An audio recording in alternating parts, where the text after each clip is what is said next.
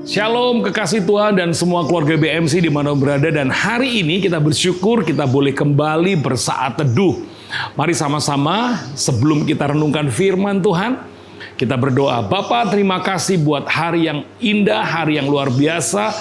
Kami boleh kembali bersaat teduh bersama-sama. Roh Kudus, bukakan kebenaran-Mu untuk kami boleh belajar bersama-sama di bulan ini dengan tema ketaatan.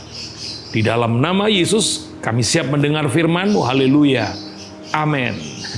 Kekasih Tuhan, senang sekali kalau kita diberi kesempatan di bulan April ini untuk belajar kebenaran firman Tuhan, dan masih dalam tema ketaatan. Kita tahu bahwa ketika Tuhan memulihkan kita, atau lebih tepatnya ketika kita dipilih oleh Tuhan, oleh karena kita percaya kepada Dia, ada hal yang menarik yang ditulis dalam kitab Yehezkiel, lebih tepatnya dalam Yehezkiel pasal yang ke-36 ayat yang ke-26.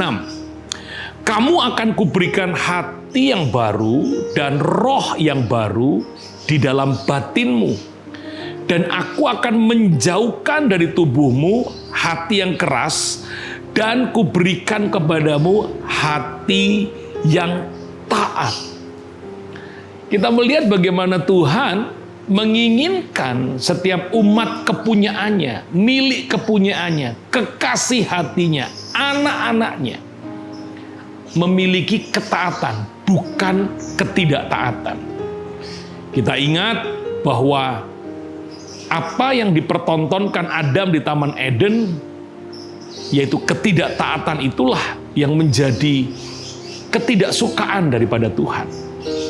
Tetapi apa yang diperlihatkan oleh Alkitab, Yesus taat sampai mati di atas kayu salib, itu adalah hal yang sangat disuka oleh Tuhan. Itu sebabnya ketika Dia memilih kita, hal yang Tuhan inginkan adalah bukan hanya kita menerima Roh Kudus, tetapi kita mau dipimpin Roh Kudus. Dan lebih lagi, kita hidup di dalam ketaatan. Karena Tuhan sudah memberikan hati yang baru. Bukan hati yang memberontak, tetapi hati yang taat.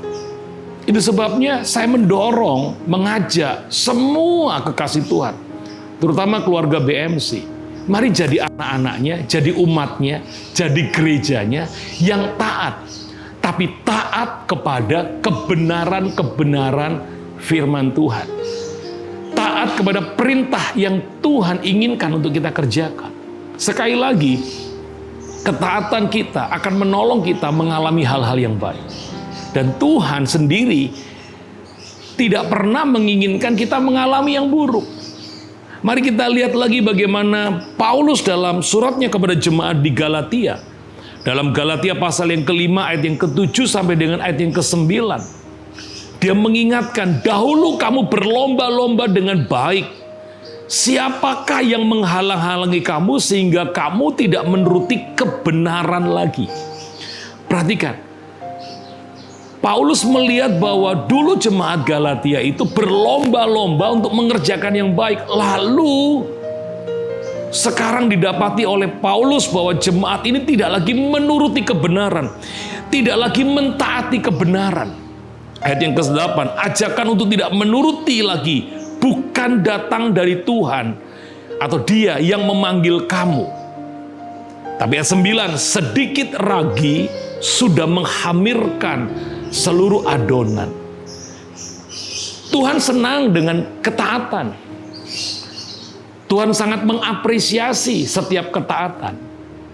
Tetapi ketidaktaatan itu digambarkan oleh Alkitab seperti ragi yang menghamirkan. Ingat, ragi itu mengembang. Jadi hati-hati dengan ketidaktaatan. Sekali kita tidak taat dan kita merasa nyaman, kita akan terbawa terus dalam ketidaktaatan, pemberontakan. Sekali kita melakukan sekali kita melakukan ketidakbenaran, maka itu akan mendorong kita untuk melakukan ketidakbenaran yang lain. Sehingga tanpa disadari, kita menjadi pemberontak. Ingat, ketidaktaatan itu seperti ragi yang mengembang dia akan bisa merusak semua yang baik. Itu sebabnya saya mengajak kepada semua kekasih Tuhan, terutama jemaat DMC, mari belajar kembali untuk taat. Karena ketaatan itu disukai oleh Tuhan. Ketaatan kita akan kebenaran sangat diapresiasi oleh Tuhan kita. Mari kita belajar menjadi pribadi-pribadi yang taat, karena itu yang diinginkan Tuhan. Selamat pagi dan mari bersama-sama kita berdoa. Bapa, terima kasih buat hari ini kalau kami boleh kembali bersaat teduh. Kau ingatkan kembali tentang ketaatan, karena Engkau sudah memberikan hati yang baru. Dan Engkau tidak inginkan ketidaktaatan itu ada pada kami. Karena ketidaktaatan itu sama dengan ragi yang akan sanggup merusak semua yang baik. Bahkan ketidaktaatan akan membawa kami kepada ketidaktaatan. Dan itu akan sangat merugikan kehidupan kami. Sekali lagi Tuhan, pagi ini hamba berdoa, biarlah semua kekasih Tuhan menjadi pribadi-pribadi yang taat.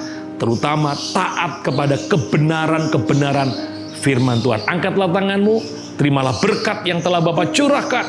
Sejak daripada Abraham, Ishak sampai Israel mengalir dalam hidupmu. Hari ini bahkan sampai selama-lamanya.